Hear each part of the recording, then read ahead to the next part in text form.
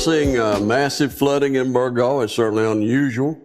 We have assisted in relocating some families and individuals to shelters. We're encouraging people, do not drive. Stay in place. Do not drive on the streets unless it's absolutely necessary. Yeah, hi. My name's Scott McDuff. I'm part of a hovercraft rescue team. We're heading from various parts of the country in staging in Lumberton. No lights, no running water right now, and just trying to, make what we got last and stretch it out until something open up, until the weather gets better. Just to kind of stage somewhere we got confirmation from the county. And so what I want to do is give you guys a call and see what we're trying to do is figure out or kind of plan out areas that we can be most effective in high water situations. We're able to bring like thousands of pounds of supplies to people over water and stuff like that. And so just want to kind of connect with the community and see, how we can get connected in with, information sources or register or do whatever we need to do.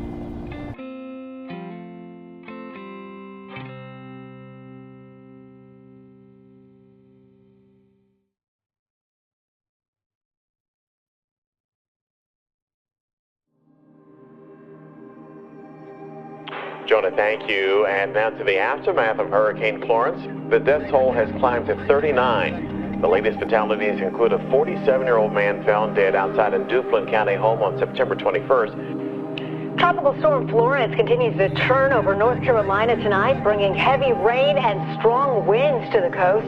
Now, we cannot stress enough that this is still a very dangerous storm. Yeah, it may no longer be a hurricane, but it's still packing a punch. And Fox's David Satendri joins us now live from Wilmington, North Carolina, which has also been hit hard. David? So I can do this. I might make it a little better. All right, a little bit. Yeah, so here we are. We're heading out to rescue 5 horses and 2 ponies that are trapped. The owners got heloed out a few days ago, but the horses are still trapped. So we're actually going to bring the hovercraft in front of us, pull the horses out of the water, and there's a whole bunch of dangers associated with horses standing in water for long periods of time. So see what we can do, of course. See what happens.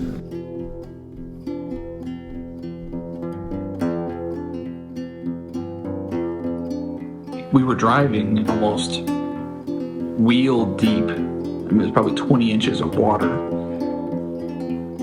And driving through there was nerve-wracking. And I was the one that was driving. And when we got to the first National Guard to see where we're going. So that hopefully will validate our cause a little bit to let us know that we're going in the right direction. And, to other people, the wrong direction, but for us, the right direction. Yes. Wow, this is actually gonna happen. This is real.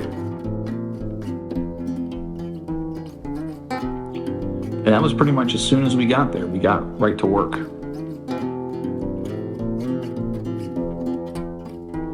And at the drop zone, you could see this separation because there's like this road and then there's a hill and it goes down. The water had risen up to that hill line. So you could see this clear line of where the water ended and the street began, where that hill is.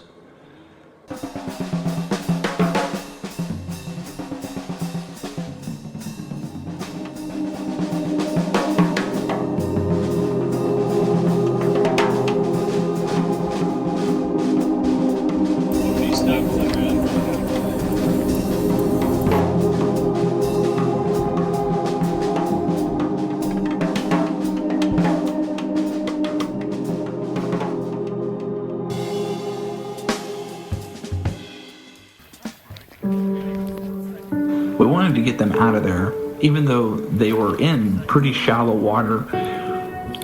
If they were left there for more than a couple of days, they would have probably been unsavable. We went out there with the full intention of rescuing all of them day one. And as us traveling there and then trying to get to the horses and all that stuff. We finally navigated through all the floodwaters to the location of the horses, and we realized that the horses were not going to fit on the main hovercraft. The ponies were not going to be able to make it through the floodwaters. So the ponies were small enough to fit on the hovercraft, and the horses were tall enough to go through the waters. So that ended up working out pretty good. Actually, it would. He's trying to come through.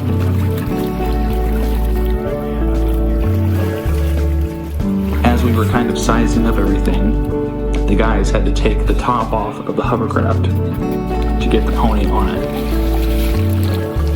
And it was pretty amazing.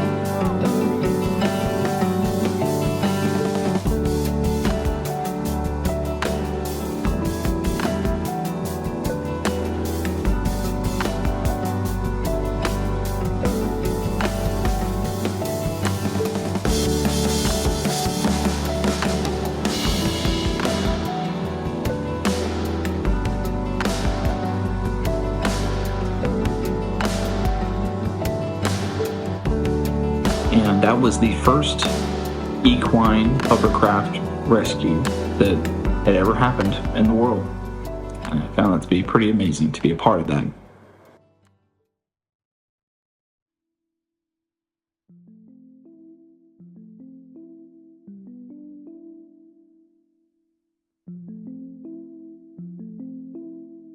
Take your time, Miss Minter. Take your time.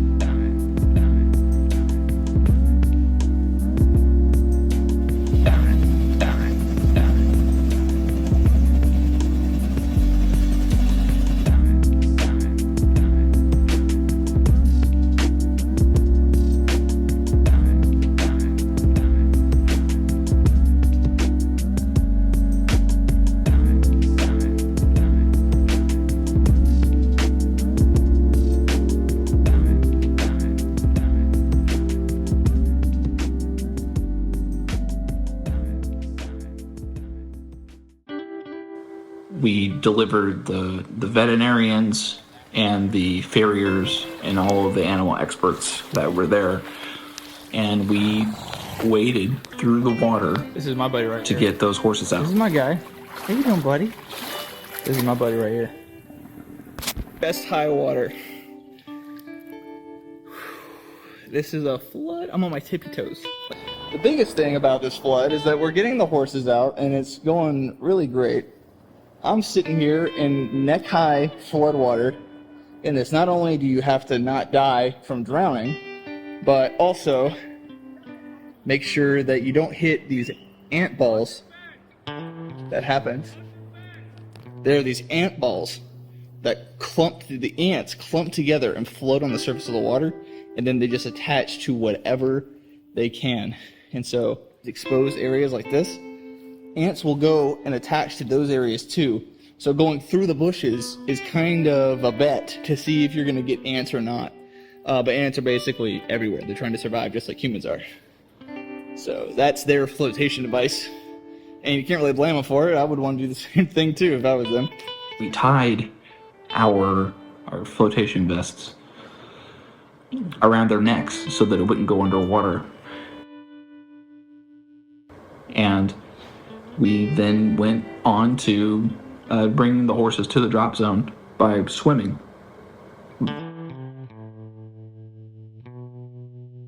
In the middle of all this, there was a fork in the road. We could go the shorter route, which was what we anticipated to be deeper water. Or we could go through a blueberry field and try our hand at taking a longer route, but it might be shallower water. Well, we took the shorter route, which was deeper water. The horses did not like that at all. And this is pretty much where my footage cuts off, but we ended up going around and going through the blueberry fields and rescuing those horses. And we literally, all the places that we went through the hovercraft, we had to walk back and tread through all that water. Of course, I was there to be the videographer of the whole thing, and it was pretty tough. But I did manage to get my camera out and take some really good photos, and this is what I took while I was there.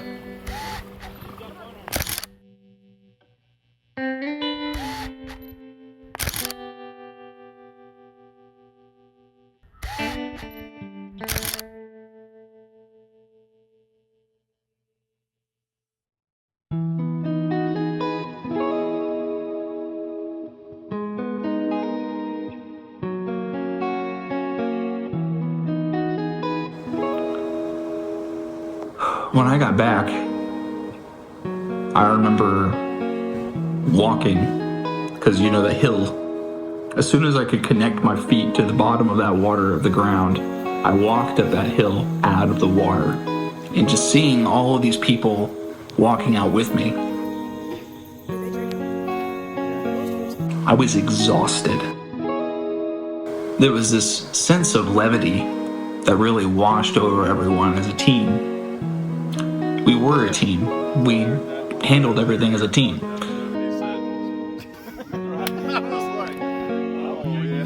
Sitting around that campfire, listening to people talk and drinking whiskey and just enjoying the time together.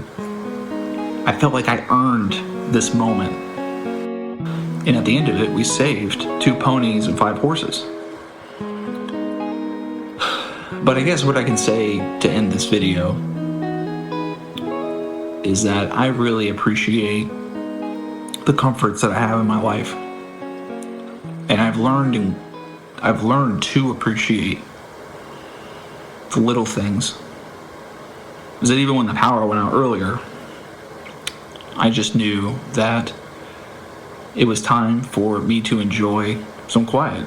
Turn off the TV by force, not have my phone, get my journal out, and to enjoy the quiet and pray that everything is okay. But some people are still recovering from this hurricane well over 5 years later. And it's important to remember that it could always be worse and that God has a plan for you and it will be okay, no matter what you're going through.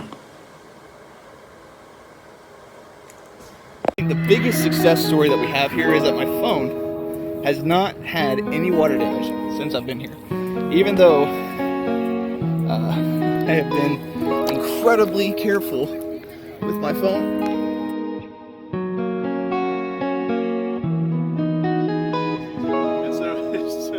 I told Eric that we walked over there and Eric walked. All right, looking good, man. That's it.